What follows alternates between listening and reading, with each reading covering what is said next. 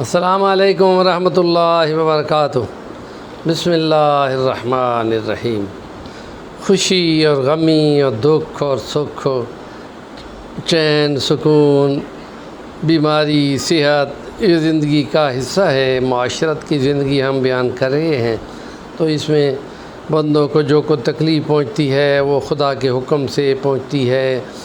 بندوں کے اپنے ایسے عمل ہو سکتے ہیں جن کی سرزنش میں کوئی تکلیف پہنچتی ہے، تو اس کے لیے صبر کا حکم ہے، اور اس صبر کے بدلے میں حدیث مبارکہ صلی اللہ علیہ وسلم ہے کہ بندوں کے گناہ جھڑ جاتے ہیں۔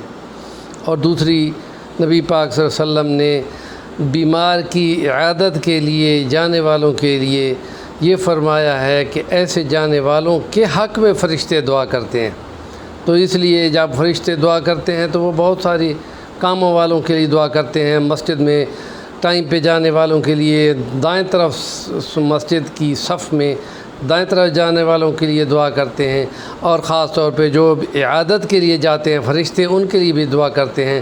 تو حدیث مبارکہ ابن ماجہ میں یہ ہے کہ جب بھی تم کسی بیمار کے پاس جاؤ تو اس سے اپنے حق کے لیے دعا کراؤ کہ اس کی دعا مثل ملائکہ کی دعا کے ہے، کہ جیسے وہ بہت سارے کاموں کے لیے دعائیں کرتے ہیں تو گویا کہ تم ان کی دعا میں شامل ہو جاؤ گے، کیونکہ وہ عیادت کے لیے جانے والوں کے لیے دعائیں کرتے ہیں۔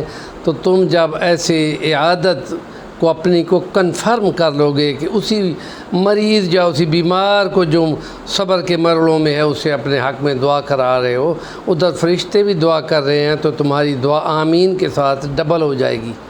ہمارے چینل کا نام ہے صفی الرحمن الوانی، ضرور سبسکرائب کریں اور بیماروں کے حق میں ضرور دعا فرمائیں۔ جیسا کہ مجھے بھی کوئی تکلیف پہنچی ہے تو میرے حق میں بھی ضرور دعا فرمائیں۔ اللہ آپ کو جزائے خیر دے۔ ہمارے چینل کو ضرور سبسکرائب کریں۔